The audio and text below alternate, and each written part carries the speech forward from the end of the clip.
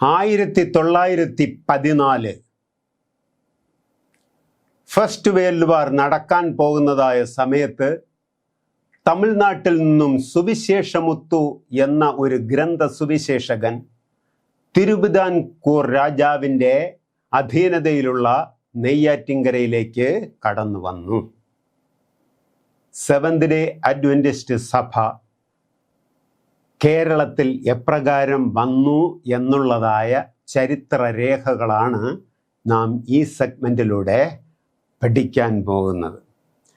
ഇത് യഥാർത്ഥം പറഞ്ഞാൽ റിട്ടൺ റെക്കോർഡ് വളരെ കുറവ് മാത്രമേ ഉള്ളൂ. 1965 ഇറക്കിയ നമ്മുടെ ഒരു സോവനീറിൽ നിന്നും കുറച്ച് ഇൻഫർമേഷൻ ഉണ്ട്. പിന്നെ അതുമാത്രമല്ല, ആദ്യത്തെ ഈ ദൂത് സ്വീകരിച്ച അദ്ദേഹത്തിൻ്റെ പേരൊക്കെ ഞാൻ പിന്നെ പറയാം. അദ്ദേഹത്തിൻ്റെ കൊച്ചുമകൻ ഇപ്പോൾ അമേരിക്കയിലുള്ള റോബർട്ട് ജാക്സൺ എന്ന് പറയും. He's my friend. അദ്ദേഹം, പിന്നെ അതുമാത്രമല്ല, നമ്മുടെ ആദ്യകാലങ്ങളിൽ പ്രവർത്തിച്ചിരുന്നതായ pastor JB Jacob, pastor John Gabriel, നമ്മുടെ മിസ്സസ് മാത്തുണ്ണി, കുഞ്ഞമ്മ മാത്തുണ്ണി, അവരുടെയൊക്കെ ഫാദറാണ് ഗബ്രിയേൽ സാറ്.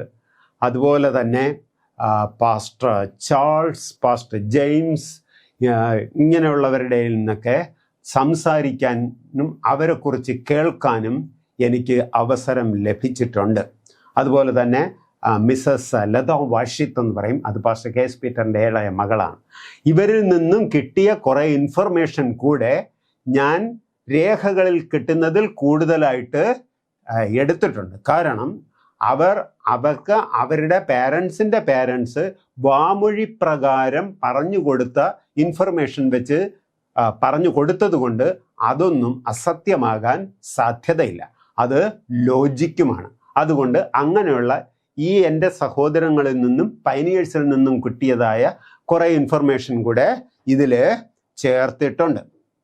1914 സുവിശേഷമുത്തു എന്ന ഒരാൾ, അദ്ദേഹം തമിഴ്നാട്, അന്ന് തമിഴ്നാട് കേരളം അങ്ങനെയൊന്നുമല്ല, അന്ന് ഇന്ത്യ ഏകദേശം 560 നാട്ടുരാജ്യങ്ങൾ രാജാക്കന്മാർ ഭരിക്കുന്ന ഒരു രാജ്യമാണ്. ഇംഗ്ലീഷിൻ്റെ മേൽക്കോയ്മ ഉണ്ട് എന്ന് മാത്രമേ ഉള്ളൂ. അങ്ങനെ അദ്ദേഹം ഈ സുവിശേഷമുത്തു എന്ന് പറയുന്ന ആൾ തമിഴ്നാട്ടിൽ നിന്ന് വന്നെങ്കിലും അദ്ദേഹം ആന്ധ്രാപ്രദേശുകാരനാണ്. ഈ ആന്ധ്രാപ്രദേശിൽ നിന്നും തമിഴ്നാട്ടിൽ സ്ഥിരമാക്കിയതായ മനുഷ്യൻ സെവന്ത് ഡേ അഡ്വന്റിസ്റ്റ് സഭയുടെ ഒരു ഗ്രന്ഥസുവിശേഷകനായി. ഗ്രന്ഥസുവിശേഷകൻ എന്ന് വെച്ചാൽ നിങ്ങൾക്ക് എന്തെന്നറിയാവോ? അതായത് സെവന്ത് ഡേ അഡ്വന്റിസ്റ്റ് സഭ പബ്ലിഷ് ചെയ്യുന്നതായ പുസ്തകങ്ങളെ മറ്റുള്ളവർക്ക് കൊണ്ട് വിൽക്കുക. ആ വിൽക്കുമ്പോൾ അതിൽ നിന്ന് അവർക്കൊരു കമ്മീഷൻ കിട്ടും. അത് അവരുടെ മാസ ശമ്പളത്തിന് തുല്യമാണ്. അത് വെച്ചവർ ജീവിക്കണം. അങ്ങനെ അതാണ് ഗ്രന്ഥസുവിശേഷകൻ എന്ന് പറയുന്നത്. അങ്ങനെ ഒരു ഗ്രന്ഥസുവിശേഷകൻ അന്ന് കേരളത്തിലേക്ക് കടന്നു വന്നു. എല്ലാ സ്ഥലത്തും പാലങ്ങളൊന്നുമില്ല അദ്ദേഹത്തിന് നടന്നു വരാൻ വേണ്ടി. പക്ഷേ ചില സ്ഥലങ്ങളിലുണ്ട്. കാരണം എന്തെന്ന് വെച്ചാൽ കവടിയാറിലൊരു കൊട്ടാരം ഉണ്ടായിരുന്നു, മാർത്താണ്ഡത്ത് ഒരു കൊട്ടാരമുണ്ട്. അപ്പോൾ രാജാവിന് പോകാൻ വേണ്ടി അവർ പാലങ്ങളും അതൊക്കെ അന്ന് കെട്ടിയിരുന്നു. അന്ന് ഇദ്ദേഹം നടന്നു വരുമ്പോൾ ഇദ്ദേഹത്തിന് യാത്രാ സൗകര്യങ്ങളൊക്കെ വളരെ പരിമിതമാണ്. നമ്മളിന്ന് ബസ്സോ കാറ് ബൈക്കൊക്കെ സ്റ്റാർട്ട് ചെയ്തൊക്കെ വേഗം പോകും. അന്നത്തെ പോലെ അതൊന്നുമില്ല. വളരെ ഇമ്പോർട്ടൻ്റ് അല്ലെങ്കിലും ഞാൻ ഓടിച്ച് ചില കാര്യങ്ങൾ പറഞ്ഞു പോകാം. കേരളത്തിൽ ആദ്യമായിട്ട് ഒരു മോട്ടോർ പബ്ലിക് ട്രാൻസ്പോർട്ട് തുടങ്ങുന്നത് കോട്ടയം പാലായിൽ ഓടിച്ചിരുന്നതായ ഒരു ബസ്സാണ്. അതിനെ കായലക്കകം ഫാമിലിയിൽപ്പെട്ട ഒരു അഗസ്തി ജോസഫ്, അയാളൊരു ചെറുപ്പക്കാരനാണ്. അയാളുടെ പപ്പ മരിച്ചു. അപ്പം അദ്ദേഹത്തിൻ്റെ അങ്കിളിൻ്റെ വീട്ടിൽ ചെന്ന് താമസിച്ചു. അഗസ്തി മത്തായി എന്ന് പറയും. അദ്ദേഹം ധനാഢ്യനായിരുന്നു, അയാൾക്ക് ബാങ്കും ഉണ്ടായിരുന്നു. അദ്ദേഹത്തിൻ്റെ അടുത്ത് എന്ന് പറഞ്ഞ് എനിക്ക് ബസ് മേടിക്കണമെന്ന് പറഞ്ഞു.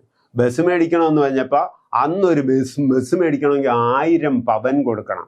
1000 പവൻ എന്ന് പറഞ്ഞാൽ അന്ന് 3000 ഏക്കർ ഭൂമി വേണമെങ്കിൽ കിട്ടും. ഇന്നത്തെ വേലി കണക്കാക്കിയാൽ ഏകദേശം 2.5 കോടി രൂപയോളം വരുമെന്നാണ് എന്നെ പറയുന്നത്. അപ്പോൾ ഈ അഗസ്തി മത്തായി അദ്ദേഹം പറഞ്ഞു, ഞാനോ ഇതൊന്നും മേടിക്കണ്ട. പിന്നെ ഈ ചെറുപ്പക്കാരൻ എന്ത് ചെയ്യുന്നറിയാമോ? ഹങ്കർ സ്ട്രൈക്ക് നടത്തി. ഹങ്കർ സ്ട്രൈക്ക് എന്ന് വെച്ചാൽ നിരാഹാര സമരം. എനിക്ക് ബസ് മേടിച്ച് തന്നില്ലെങ്കിൽ ഞാൻ ഭക്ഷണം കഴിക്കില്ല എന്ന് പറഞ്ഞ് അങ്ങനെ കടന്നു. അപ്പോൾ ഈ ബഹുമാന്യനായ മിസ്റ്റർ അഗസ്തി മത്തായിയുടെ ഭാര്യ ക്ലാരമ്മ പറഞ്ഞു അവനും ബസ് മേടിച്ചു കൊടുക്കാൻ പറഞ്ഞു. അങ്ങനെ അവർ ചെന്നൈ ഒരു കമ്പനിയെ ആശ്രയിക്കുകയും അവർ 1000 പവൻ ഫ്രാൻസിലെ ഒരു ബസ് കമ്പനിക്ക് അയച്ചു കൊടുക്കുകയും അവർ ഒരു ബസ് കൊടുക്കുകയും ചെയ്തു. 8 പേർക്ക് ഇരിക്കാവുന്ന ബസ്. ആ ബസ് യഥാർത്ഥം പറഞ്ഞാൽ ഇന്നത്തെ പോലെയൊന്നുമല്ല, അത് കൽക്കരി വെച്ച് വെള്ളം തിളപ്പിച്ച് ഓടിക്കുന്നതായതാണ്. പഴയ കാലത്തെ ട്രെയിനില്ലേ അതേപോലെ ഓടിക്കുന്ന ബസ്സായിരുന്നു ആദ്യം കൊണ്ടുവന്നത്. അത് ചെന്നൈയിൽ നിന്ന് കോട്ടയത്ത് എത്തിക്കാൻ തന്നെ എത്രയോ സ്ഥലങ്ങളിൽ പാലങ്ങളൊന്നും ഇല്ലാത്തത് കൊണ്ട് നദികളിൽ കൂടെ കടക്കാൻ ബോട്ടുകളെ തമ്മിൽ യോജിപ്പിച്ച് അതിൽ കയറ്റി വെച്ചൊക്കെയാണ് കൊണ്ടുവന്നത്. വളരെ പ്രയാസപ്പെട്ടാണ് കൊണ്ടുവന്നത്. പിന്നെ അത് മാത്രമല്ല, ഇത് ഓടിക്കാൻ വേണ്ടിയാണെങ്കിൽ കൽക്കരിക്ക് ഒന്നിൽ ആലപ്പുഴ പോകണം, അല്ലെങ്കിൽ കൊല്ലത്ത് എന്ന് മേടിച്ചുകൊണ്ട് വരണം. എന്നാൽ മാത്രമേ ഇവർ അന്ന് ഇത് ഓടിക്കാൻ പറ്റുള്ളൂ. പക്ഷെ എന്നാലും അതൊരു അത്ഭുത കാര്യമായിരുന്നു. പിന്നെ സ്പീഡൊന്നുമില്ല, മനുഷ്യൻ നടക്കുന്നതിനെക്കാട്ടും മനുഷ്യൻ ഓടുന്ന സ്പീഡ് മാത്രമേ ഇതിന് ഉള്ളൂ. പക്ഷെ എങ്കിലും അന്ന് അദ്ദേഹം ആ ബസ് ഓടിച്ചു. അതിന് വലിയ പ്രയാസമൊക്കെ അവിടെ ഉണ്ടായി. പിന്നെ റോഡ് ഒന്നും ശരിയല്ല, ഇതെല്ലാം ആയതുകൊണ്ട് അദ്ദേഹം 1918 മുതൽ അദ്ദേഹം കൊല്ലം ട്രിവാൻഡ്രത്തേക്ക് ഓടിച്ചു തുടങ്ങി. പക്ഷെ അപ്പോഴൊന്നും ഇദ്ദേഹം വരുന്ന സമയത്ത് ഒരു ബസ്സുമില്ല. പിന്നെ കേരളത്തിലെ ട്രാവൻകൂറിലെ ബസ് ആദ്യം തുടങ്ങുന്നതെന്ന് വെച്ചാൽ 1937 ചിത്ര തിരുനാൾ മഹാരാജാവ് ലണ്ടനിൽ പോയപ്പോൾ അവിടെ ലണ്ടൻ പാസഞ്ചർ ട്രാൻസ്പോർട്ട് ഡിപ്പാർട്ട്മെൻറ്റ് എന്ന കുറേ ബസ്സുകൾ അദ്ദേഹം കണ്ടു. അപ്പോൾ അദ്ദേഹം ആലോചിച്ചു, ഇതുപോലൊരു ബസ് സർവീസ് നമുക്ക് തിരുവിതാംകൂറിലും തുടങ്ങണമെന്ന് വെച്ചിട്ട് മഹാരാജാവ് എന്ത് ചെയ്തതെന്നറിയാമോ? ട്രിവാൻഡ്രത്ത് വന്നിട്ട് അന്നത്തെ ബ്രിട്ടീഷുകാരുടെ ഭരണസമ്പ്രദായത്തിലുള്ള ഒരു സൂപ്രണ്ട് ഉണ്ടായിരുന്നു, E.G. സാൾട്ടർ എന്ന് പറയും. E.G. സാൾട്ടറിനെ വിളിച്ച് ആലോചിച്ചു. എന്നിട്ട് അദ്ദേഹം ഒരു ഡിപ്പാർട്ട്മെന്റ് ഉണ്ടാക്കി, TSTD എന്ന് വെച്ചാൽ Travancore state transport department. Travancore state transport department. അങ്ങനെ E.G. സാൾട്ടറുമായിട്ട് ചേർന്നിട്ട് 60 കോമർ കമ്പനിയുടെ ചെയ്സും പെർക്കിൻ കമ്പനിയുടെ 60 ഡീസൽ എഞ്ചിനും അവർ കേരളത്തിൽ കൊണ്ടുവന്നു. അന്ന് ഗ്ലാസ് ഇവിടെ അവൈലബിൾ അല്ല. ബ്രിട്ടനിൽ നിന്നും ഗ്ലാസ് കൊണ്ടുവന്നു. നട്ടും ബോൾട്ടും ഇവിടെ അവൈലബിൾ അല്ല, അത് ബോംബെയിൽ നിന്നും കൊണ്ടുവന്നു. പിന്നെ തടി കൊണ്ട് ബസ്സിൻ്റെ സീറ്റുകളും മറ്റ് പാർട്ടുകളൊക്കെ ഉണ്ടാക്കി. ബസ്സിൻ്റെ മുൻവശത്ത് 4-5 സീറ്റ് ലെതർ പൊതിഞ്ഞ് വെച്ചിരുന്നു. അതിന് ഫസ്റ്റ് ക്ലാസ് സീറ്റ് എന്ന് പറയും. പിന്നെ പുറകോട്ടുള്ളതൊക്കെ തടി കൊണ്ടുള്ള സീറ്റ്. അങ്ങനെയൊക്കെയാണ് ട്രാൻസ്പോർട്ടേഷൻ തുടങ്ങുന്നത്. 1938 മഹാരാജാവിൻ്റെ ഈ പ്രകാരമുള്ള ബസ്സുകൾ നിരത്തിലിറങ്ങുന്നത്, 32 ബസ്സുകൾ. എന്നിട്ട് എന്ത് ചെയ്തതെന്നറിയാമോ? അതിനെയാണ് 1965 KSRTC കേരള സ്റ്റേറ്റ് റോഡ് ട്രാൻസ്പോർട്ടാക്കി മാറ്റുന്നത്. അപ്പോൾ 1914 ഈ സുവിശേഷ മുത്തു കേരളത്തിൽ വരാൻ വേറെ ഇങ്ങനത്തെ ഉള്ള ഒരു സർവീസും ഇല്ല.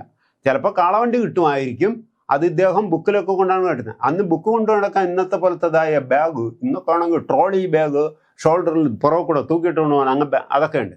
അന്നൊക്കെ തുണി വെച്ച് ചുറ്റിക്കെട്ടിക്കൊണ്ടൊക്കെയാണ് ഈ ബുക്കുകളെയൊക്കെ കൊണ്ട് നടക്കുന്നത്. അങ്ങനെ അദ്ദേഹം എന്ത് ചെയ്തെന്നറിയാമോ?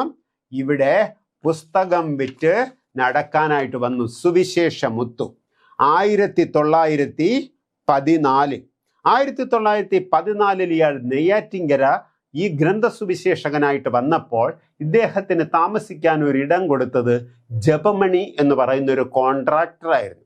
അദ്ദേഹം ഒരു LMS വിശ്വാസിയാണ്. ആ LMS വിശ്വാസി ഇദ്ദേഹത്തിന് എന്ത് ചെയ്തെന്നറിയാമോ? ഒരു കിടപ്പാടവും ഭക്ഷണവും കൊടുക്കുമായിരുന്നു. ഇദ്ദേഹം നെടുമങ്ങാട്, തിരുവനന്തപുരം, നെയ്യാറ്റിങ്കര ഭാഗങ്ങളിൽ ഇദ്ദേഹം പുസ്തകങ്ങൾ വിറ്റ് നടന്നു, പുസ്തക വിൽപ്പന നടത്തി. അങ്ങനെ ഈ പുസ്തകങ്ങൾ മേടിച്ചവരെല്ലാം ആത്മാർത്ഥമായിട്ട് വായിക്കാൻ വേണ്ടി അവർ ശ്രമിച്ചു വായിക്കുകയും പഠിക്കുകയും ചെയ്തു. ഇതൊക്കെ തമിഴ് ബുക്കുകളാണ്.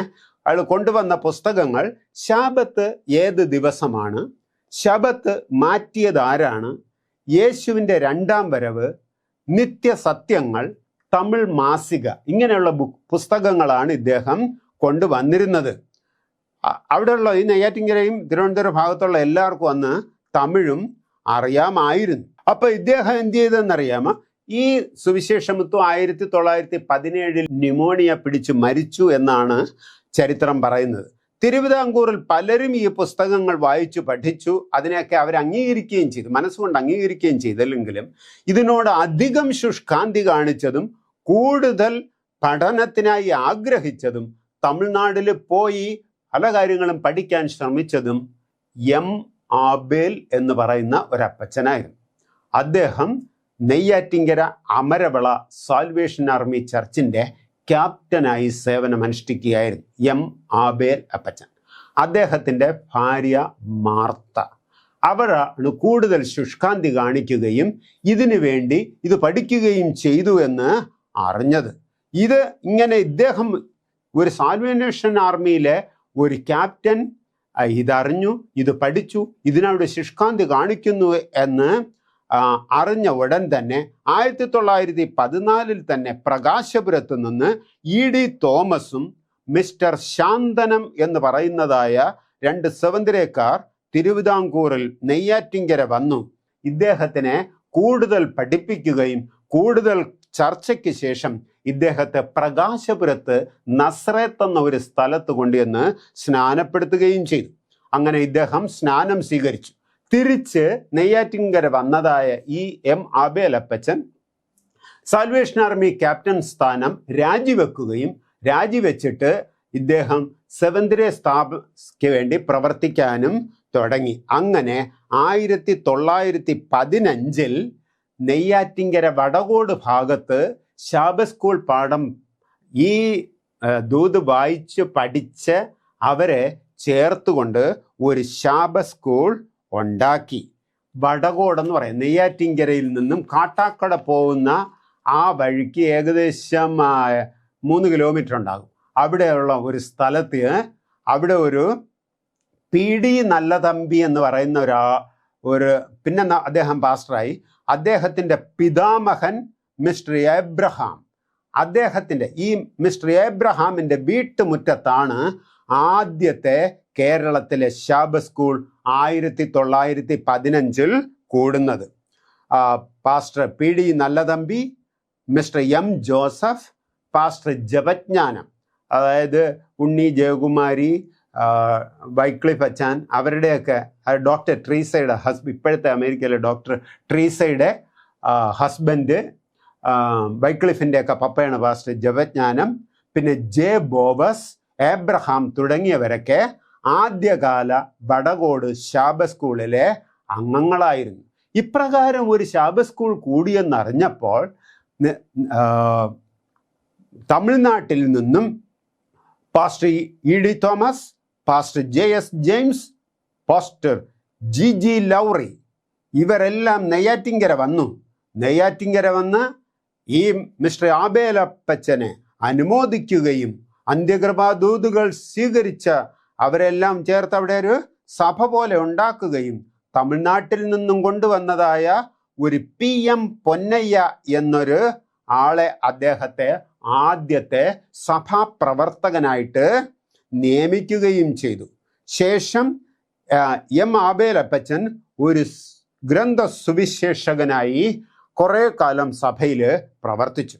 അങ്ങനെ ഗ്രന്ഥ സുവിശേഷകനായിട്ട് പ്രവർത്തിക്കുമ്പോൾ അങ്ങനെ വടകോട് ശാബത്ത് സ്കൂളായി,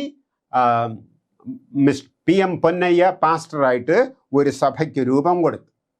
ഈ ആബേൽ അപ്പച്ചൻ പിന്നെ ആദ്യമായിട്ട് കേരളത്തിൽ സഭ കെട്ടിടം ഉണ്ടാകുന്നതിനെ പറ്റി നമുക്ക് നോക്കാം. അത് ധനുവച്ചപുരത്താണ്. ധനുവച്ചപുരത്ത് 1915 തന്നെ പ്രവർത്തനത്തിൻ്റെ ഭാഗമായിട്ട് ഒരു പുസ്തക ചുമടുമായിട്ട് ഈ ആബേൽ അപ്പച്ചൻ ധനുവച്ചം എന്ന് പറയുന്നതായ ഒരു സ്ഥലത്ത് പോയി. ധനുവച്ചപുരം. ആ ധനുവച്ചപുരത്തിൻ്റെ ആദ്യത്തെ പേര് പുലിക്കോട്ടുകോണം എന്നാണ്. പുലിക്കോട്ടുകോണം. ഈ പുലിക്കോട്ടുകോണം എന്ന് പറയുന്നത് അമരവിള നിന്നും എയ്തൊണ്ടങ്കാണി വഴി ആ കയറ്റം കയറി എത്തുന്നതാണ് ധനുവച്ചപുരം. അതിന്ന് നെയ്യാറ്റിൻകരയുടെ എഡ്യൂക്കേഷണൽ ഹബ്ബ് എന്നാണ് അറിയപ്പെടുന്നത്. കാരണം അവിടെ ധനുവച്ചപുരത്ത് ITI ഉണ്ട്, അവിടെ പഞ്ചായത്ത് ഓഫീസുണ്ട്, അവിടെ 1964 മുതൽ VTMNSS കോളേജ് ഉണ്ട്, ബോയ്സ് സ്കൂളുണ്ട്, ഗേൾസ് സ്കൂളുണ്ട്, അതുപോലെ തന്നെ ഇംഗ്ലീഷ് മീഡിയം സ്കൂളുണ്ട്, സൗന്ദര്യക്കാർക്ക് ഒരു സ്കൂളുണ്ട്, റേഡിയോ പാർക്ക്, ഇതെല്ലാം കൂടെ ഉള്ള ഒരു എഡ്യൂക്കേഷണൽ ഹബ് എന്നാണ് അതിനെ അറിയപ്പെടുന്നത്. അപ്പോൾ ഈ ആബേലപ്പച്ചൻ ഈ പുസ്തകക്കെട്ടുമായിട്ട് ധനുവച്ച വിഭാഗങ്ങളിൽ പുസ്തകം വിറ്റതിന് ശേഷം സന്ധ്യയായിപ്പോയി, രാത്രിയായിപ്പോയി, തിരിച്ച് അവിടെ കൂടെ വരാനായിട്ട് സാധിക്കില്ല. ഈ ധനുവച്ചവരം എന്ന പേര് കിട്ടിയതിന് 2 ഐതിഹ്യങ്ങളുണ്ട്, നിങ്ങൾ അറിഞ്ഞിരിക്കുന്നത് നല്ലതാണ്. ഒന്നാമത്തെ ഐതിഹ്യം എന്ന് പറയുന്നത് പഞ്ചപാണ്ഡവന്മാർ അവിടെ കൂടെ കടന്നു പോയപ്പോൾ അർജുനൻ അദ്ദേഹത്തിൻ്റെ ധനുസ് എന്ന് വെച്ചാൽ വില്ലാണ്, വില്ല് അവിടെ വെച്ചു, അതുകൊണ്ടാണ് ധനുവച്ചപുരം എന്ന് പറയപ്പെടുന്നതെന്ന് അവിടുത്തെ ഒരു പഴമക്കാർ പറയുന്നുണ്ട്. കാരണം എന്തെന്ന് വെച്ചാൽ, ഞാൻ അവിടെ കാരക്കോണം സ്കൂളിൽ പഠിച്ചിരുന്നതായ സമയത്ത് ഞാൻ പഠിക്കുന്ന സ്കൂളിൽ പഠിക്കാൻ അതിൻ്റെ അപ്പുറത്ത് വേറൊരു സ്ഥലത്ത് നിന്ന് കുറേ പിള്ളേർ വരുമായിരുന്നു. ആ സ്ഥലത്തിൻ്റെ പേര് പഴഞ്ഞിപ്പാറ എന്നാണ്. പഴഞ്ഞിപ്പാറ, അതിൻ്റെ യഥാർത്ഥ പേര് പഴങ്കഞ്ഞിപ്പാറ എന്നാണ് പറയുന്നത്. അത് ഈ അർജുനൻ ഇവിടെ ധനു വെച്ചതിന് ശേഷം പിന്നെ എടുത്തോണ്ട് പോയി. പിന്നെ അവർ നടന്നു പോകുമ്പോൾ കീഴാറൂരിൻ്റെ അടുത്തുള്ള ഈ പഴഞ്ഞിപ്പാറയുടെ അടുത്ത് വെച്ച് ഈ പഞ്ചപാണ്ഡവന്മാർക്ക് അവരുടെ അമ്മ പഴങ്കഞ്ഞി കൊടുത്തു. ആ പഴങ്കഞ്ഞിയിൽ കിടന്നതായ ഒരു കല്ല് ഭീമനെടുത്ത് അവിടെ വെച്ചു. അതാണ് ഇപ്പോൾ വലിയ പാറയായിട്ടിരിക്കുന്നതെന്നാണ് പറയുന്നത്. അതിനാണ് പഴങ്കഞ്ഞിപ്പാറ അല്ലെങ്കിൽ പഴഞ്ഞിപ്പാറ എന്ന് പറയുന്നത്. അപ്പോൾ അവിടെ അങ്ങനെ ഒരു ചൊല്ല് ഉണ്ട്, ഐതിഹ്യമുണ്ട്. രണ്ടാമത്തെ ഐതിഹ്യം എന്ന് പറയുന്നത്, രാജാവ് നായാട്ടിന് വേണ്ടി പുലിക്കോട്ടത്ത് വരികയും അദ്ദേഹം അവിടെ നിന്ന് വില്ലവിടെ വെക്കുകയും അവിടെ നിന്ന് ഒരു അമ്പെടുത്ത് എയ്യുകയും ചെയ്തു. ആ എയ്തത് ഒരു മാനിൻ്റെ കാലിലാണ് കൊണ്ടുപോലും. ആ മാനിൻ്റെ കാലിൽ അമ്പ് കൊണ്ടപ്പോൾ ആ മാൻ അവിടെ നിന്ന് ഓടി ഓടി ഓടി ഓടി ഓടി ഒരിടത്ത് ചെന്ന് ഫെയിൻ്റായിട്ട് വീണു. അപ്പം അദ്ദേഹം ആ മാനിൻ്റെ കാലിൽ നിന്ന് ഇതിനെ അമ്പിനെ ഊരിയെടുത്തു. അതിനെയാണ് അമ്പൂരി എന്ന് പറയുന്നതായ സ്ഥലം. അങ്ങനെ ഐതിഹ്യങ്ങൾ പോകണ്ട, അതങ്ങ് പോട്ടെ. ഏതായാലും ധനുച്ചപുരത്ത് രാത്രി വന്നതായ ഈ ആബേലപ്പച്ചന് തിരിച്ചു പോകാൻ മാർഗമില്ല. കാരണം എന്തെന്ന് പറഞ്ഞാൽ, അന്ന് പുലിക്കോട്ട് കോണത്തിൽ നിന്ന് എയ്തുകൊണ്ടം കാണി വഴി അമരവിള എത്തുക എന്ന് പറയുന്നതൊന്ന് ഭയങ്കര ദുഷ്കരമാണ്, ഭയങ്കര ഭയമുളവാക്കുന്ന സ്ഥലങ്ങളാണ്. മൃഗങ്ങൾക്ക് അപ്പുറം എൻ്റെ ചെറുപ്പകാലത്ത് അവിടെയൊക്കെ പറഞ്ഞിരുന്ന അവിടെ കുറേ ഭൂതങ്ങളുണ്ടെന്നാണ്. ആര് പോയാലും രാത്രി ആക്രമിക്കുമെന്നാണ് പറയുന്നത്. ഭൂതങ്ങളുണ്ടെന്ന് അവിടെയുള്ള മനുഷ്യരൊക്കെ വിശ്വസിച്ചിരുന്നു. അപ്പോൾ അതുവഴി പോകുന്നതായ ചില കാളവണ്ടിക്കാരെയൊക്കെ ഞങ്ങൾക്കന്ന് പഠിക്കുമ്പം പരിചയമുള്ളായിരുന്നു. അതിൽ ചിലരൊക്കെ പറയുക, ഞങ്ങൾ കാളവണ്ടി കൊണ്ട് എയ്തുണ്ടങ്കാണിയിൽ കൂടെ പോകുമ്പോൾ അവിടെ ഒരു വെളുത്ത സാരിയൊക്കെ എടുത്ത് നല്ല സുന്ദരിയായ സ്ത്രീ വരും, ഞങ്ങളടുത്ത് ചുണ്ണാമ്പ് ചോദിക്കുമെന്ന്. ചുണ്ണാമ്പ് ചോദിക്കുമ്പോൾ ചുണ്ണാമ്പ് കയ്യിലെടുത്ത് കൊടുക്കുകയാണെങ്കിൽ ഉടൻ തന്നെ ആ കാളവണ്ടിയെയും കാളക്കാരനെയും വലിച്ചു കീറി കഴുത്തിൽ നിന്ന് രക്തം കുടിക്കും, കൊന്നിട്ടിട്ട് പോകും. അപ്പോൾ അതുകൊണ്ട് കാളവണ്ടിക്കാർ ചെയ്യുന്നത്, അവരുടെ കയ്യിൽ ഒരു പേനാക്കത്തിയുണ്ട്, ഇങ്ങനെ വലിച്ച് നിവർത്താം, മടക്കി വെക്കുക, അങ്ങനെ ഒരു പേനാക്കത്തിയുണ്ട്. ആ പേനാക്കത്തിയിൽ ചുണ്ണാമ്പ് എടുത്ത് യക്ഷിയുടെ നേരെ നീട്ടണം. അപ്പം യക്ഷി പേടിച്ചു പോകുന്നു. യക്ഷിക്ക് കത്തിയെ പേടിയാണെന്നാണ് പറയുന്നത്, ഇരുമ്പിനെ പേടിയാണെന്നാണ് അവരൊക്കെ അന്ന് പറയാറുള്ളത്. ഏതായാലും ഐതിഹ്യങ്ങൾ ഏതായിട്ടും പോട്ടെ, അവിടെ ധനുവച്ചപുരത്ത് ഈ അപ്പച്ചൻ പുസ്തകക്കെട്ടുമായിട്ട് രാത്രി അവിടെ ഒന്ന് ബംഗ്ലാവിൽ മുട്ടി. അവിടെ ഒരേ ഒരു ബംഗ്ലാവേ അന്നുള്ളൂ. വലിയ ജനലുകളും വലിയ വാതിലുകളും പോർച്ചൊക്കെ കെട്ടിയതായ ഓടിട്ടതായ ഒരു വലിയ ബംഗ്ലാവ് അവിടെ മാത്രമേ ഉള്ളൂ. അത് KS പീറ്റർ പാസ്റ്ററുടെ ചേട്ടനായ KS ജേക്കബിൻ്റെ വീടായിരുന്നു. 1915 ഇത്. അവിടെ ചെന്ന് അദ്ദേഹം എന്ത് ചെയ്തതെന്നറിയാമോ? ആ വാതിലിൽ മുട്ടി. ആ വാതിലിൽ മുട്ടിയപ്പോൾ KS ജേക്കബ് തന്നെ, അദ്ദേഹം ഒരു പഴയ ബ്രിട്ടീഷ് സൈന്യത്തിൽ സേവനമനുഷ്ഠിച്ച ഒരു വ്യക്തിയാണ്. അദ്ദേഹത്തിന് മുൻ പരിചയമൊന്നുമില്ല, ഈ ആബേലപ്പച്ചന് മുൻ പരിചയമൊന്നുമില്ല. കുട്ടി കതക് തുറന്നപ്പോൾ ആരാ എന്താ? അന്ന് ഇതുപോലെ അതിഥികളായിട്ട് വരുന്നവരെ ചിലരൊക്കെ വീട്ടിൽ താമസിപ്പിക്കും, ഇന്നത്തെ പോലെയല്ല. അന്ന് പറഞ്ഞ ആരാ? ഞാൻ ആബേൽ കുറേ വിത്തുകളുമായിട്ട് വന്നേക്കുന്നു എന്ന് പറഞ്ഞു. അപ്പം അദ്ദേഹത്തിന് കൃഷിപ്പണിയും ഉണ്ട്, കാളക്കച്ചവടവും ഉണ്ട്, വില്ലുവണ്ടിയും അന്ന് ഇദ്ദേഹത്തിനുണ്ടായിരുന്നു, KS ജേക്കബിന്. അദ്ദേഹം എന്ത് ചെയ്തെന്നറിയാമോ? ആ വിത്ത് കെട്ട് വെളിയിൽ വെച്ചിട്ട് അകത്തോട്ട് വാ എന്ന് പറഞ്ഞു. അപ്പോൾ ഈ ആബേലപ്പച്ചൻ പറഞ്ഞു, വെളിയിൽ വെക്കേണ്ടതല്ല, ഇത് അന്ത്യസുവിശേഷ വിത്തുകളാണ് എന്ന് പറഞ്ഞു. ശരി, അതും കൊണ്ട് അകത്ത് പോരെ. അന്ന് ഭക്ഷണം കൊടുത്തു. അവിടെ വെളുക്കുവോളം അവർ ചർച്ച ചെയ്തു എന്നാണ് പറയുന്നത്. വെളുക്കുവോളം ചർച്ച ചെയ്തിട്ടും KS ജേക്കബ് അതത്ര ഇതിനോട് നല്ല മനോഭാവം കാണിച്ചില്ല, അനുകൂല മനോഭാവം കാണിച്ചില്ല. എങ്കിലും ആബേലപ്പച്ചൻ്റെ ആഗ്രഹപ്രകാരം രാവിലെ കൃഷിയിടങ്ങളിലുള്ളവരും കളക്കച്ചവടം നടത്താനുള്ള പണിക്കാരെല്ലാം കൂടെ വന്നപ്പോൾ അദ്ദേഹം പരിചയപ്പെടുത്തി, ഇത് ആബേലപ്പച്ചൻ കുറേ വിത്തുകൾ കൊണ്ടുവന്നിട്ടുണ്ട് എന്ന് പറഞ്ഞു. അപ്പോൾ അതിലിരുന്ന ഒരു വയസ്സാനായ ഒരു അപ്പച്ചൻ വിളിച്ചു പറഞ്ഞെന്ന്, എക്കും താപിള്ളേ 2 വിത്ത് ഞാൻ എൻ്റെ വീട്ടുപക്കം കൊണ്ട് കുഴിച്ചിടട്ടെ. നന്ന് അവർ തമിഴ് കലർന്ന ഭാഷയിലാണ് പറയുന്നത്. അപ്പോൾ ഈ ആബേലപ്പച്ചൻ പറഞ്ഞു, ഞാൻ കൊണ്ടുവന്നത് നിങ്ങൾ മണ്ണിൽ കുഴിച്ചിടേണ്ട വിത്തല്ല, ഹൃദയങ്ങളിൽ വളരേണ്ടതായ സുവിശേഷത്തിൻ്റെ വിത്തുകളാണ് എന്ന് അദ്ദേഹം പറഞ്ഞു. അദ്ദേഹം അങ്ങനെ പറഞ്ഞപ്പോൾ അവരെല്ലാം ശ്രദ്ധയോടുകൂടെ അതൊക്കെ കേട്ടിരുന്നു. ആ ശ്രദ്ധയോടെ കേട്ടിരുന്നിട്ട് എന്ത് ചെയ്തെന്നറിയാമോ? ഇത് സുവിശേഷത്തിൻ്റെ വിത്താണ്. അങ്ങനെ അവർ പല പ്രാവശ്യത്തെ ചർച്ചയ്ക്ക് ശേഷം ആ ബംഗ്ലാവ് തന്നെ അദ്ദേഹം ആദ്യത്തെ ശാബ സ്കൂളിനായിട്ട് തുറന്നുകൊടുത്തു. KS ജേക്കബിൻ്റെ ധനുവച്ചപുരത്തെ ബംഗ്ലാവ്, അതായത് ഇപ്പോഴത്തെ നമ്മുടെ കമ്മ്യൂണിറ്റി ഹാളിരിക്കുന്നതിൻ്റെ അപ്പുറത്തെ പ്ലോട്ടിൽ ഉണ്ടായിരുന്ന കെട്ടിടം. അത് 2004 അത് പൊളിക്കുന്നത്, 2004 വരെ അത് അവിടെ ഉണ്ടായിരുന്നു. അവിടെ ആയിരുന്നു ആദ്യത്തെ ശാബ സ്കൂൾ നടത്തിയത്. അതിനുശേഷം അതിൻ്റെ ഇപ്പുറത്ത് 3 ഏക്കർ ഭൂമി മേടിക്കുകയും അവിടെ സെവന്ത് ഡേ അഡ്വന്റിസ്റ്റ് സഭ ആരംഭിക്കുകയും ചെയ്തു. ആ പ്രദേശത്തുള്ള മിക്കവാറും എല്ലാവരും ഈ അന്ത്യകൃപാ ദൂതുകൾ സ്വീകരിച്ചു. അവരെല്ലാം ശാബത്ത് കീപ്പേഴ്സ് അല്ലെങ്കിൽ സെവന്ത് ഡേ അഡ്വന്റിസ്റ്റുകാരായിട്ട് മാറി. അങ്ങനെ സെവന്ത് ഡേ അഡ്വന്റിസ്റ്റുകാർ മാറി ആയപ്പോൾ 1915 തന്നെ ഈ കൂട്ടം കൂടിയതിൽ ഹെൻറി തിലക് എന്ന് പറയുന്ന ഒരാൾ, ബോംബെയിലൊക്കെ പോയിട്ടുള്ള ഒരാൾ അവിടെ ഉണ്ടായിരുന്നു. അയാൾ ഈ സ്ഥലത്തിന് അഡ്വന്റ്പുരം എന്ന് പേര് നൽകി. അഡ്വന്റിസ്റ്റുകാർ ഒരുമിച്ച് പാർക്കുന്ന സ്ഥലം എന്ന് വെച്ച് അഡ്വന്റ്പുരം എന്ന പേര് നൽകി. ഈ ഓമന പേര് ഇന്നും സെവന്ത് ഡേ അഡ്വന്റിസ്റ്റുകാരുടെ ഇടയ്ക്ക് അഡ്വന്റ്പുരം എന്നാണ് എല്ലാവരും അവിടെ ഉള്ളവരെയൊക്കെ അറിയപ്പെടുന്നത്. അവിടെ പള്ളിയുണ്ട്, ഹെൽത്ത് കെയർ യൂണിറ്റ് ഉണ്ട്, ഉണ്ടായിരുന്നു, സ്കൂൾ ഉണ്ടായിരുന്നു. ഇപ്പോൾ സ്കൂളും പള്ളിയുമുണ്ട്. പാസ്റ്റർ KS പീറ്ററിൻ്റെ ഏറ്റവും ഇളയ മകൾ ലതോ വാഷിത്ത് അവിടെ പള്ളി വെക്കാൻ വേണ്ടി 1985 തോന്നുന്നു ഇപ്പോഴിരിക്കുന്ന പുതിയ പള്ളിക്ക് വേണ്ടി അവർ രൂപ കൊടുത്തു പുതിയ പള്ളി വെച്ചു. പിന്നെ 2002 മുതൽ 2004 വരെ നല്ലൊരു തുക കൊടുത്ത് അവിടുത്തെ കമ്മ്യൂണിറ്റി ഹാള് പണിതു. അവിടെ യഥാർത്ഥത്തിൽ ഒരു റെക്കോർഡിംഗ് സ്റ്റുഡിയോയും ആരംഭിച്ചിട്ടുണ്ട്.